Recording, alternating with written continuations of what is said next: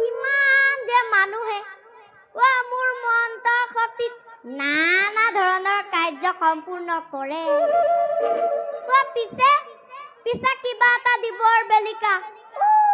ফুটুকা ফেন পিছে পুনৰাই সুধিলে কয় পোৱাই নাই নহয় কাইলৈ দিম মৰি যোৱা নাই নহয় দিম নহয় তোক